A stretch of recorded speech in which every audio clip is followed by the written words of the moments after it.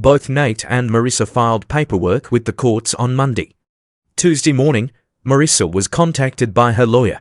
Because of the added motions and paperwork filed, court was pushed back 2 weeks. She advised Marissa to let the girls go with their father on his time. Marissa followed her advice and told Nate he or Stella could pick the girls up after school that day. He didn't answer her, but when she never got a call from the school that the girls hadn't been picked up, she knew he had gotten her message. Saturday at the exchange, Nate and Marissa barely spoke.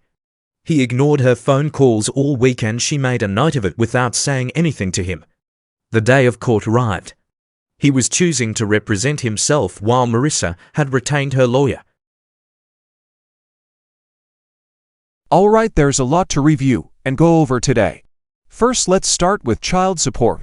Dad, you submitted your finances, and the court has come to the conclusion that you will pay Marissa $1,200 every 2 weeks based on her pay cut, bills, and custody arrangement. $1,200, Your Honor. She can still work the same job she was before, but she refuses to because my wife is pitching in on a few things. Why should I have to pay child support when she decided to quit the job that paid her more than enough? I even offered her more money. Your wife made Marissa feel uncomfortable, vulnerable, and embarrassed at work. How is she supposed to work in that kind of environment? You both went out of your way to make her feel like scum on the bottom of an empty keg. It doesn't matter what you offered her. She doesn't have an obligation to stay employed for you because it financially benefits you. Whether she was working for you or not, you'd still be the one paying her out of your pocket, correct?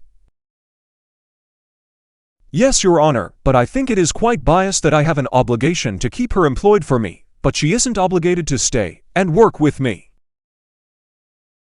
If I may, Your Honor, you are obligated to keep Marissa employed for you because she agreed not take anything from the restaurant when you divorced.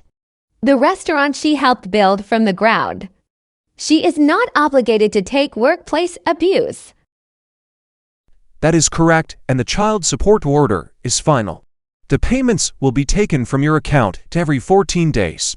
If you have a change of income or something changes for you financially, make sure you submit papers to the court. Now I have several contempt motions filed for both Marissa and Nate. Why don't we begin with Marissa? I see here, Nate, that you've been ignoring court-ordered phone calls. Why?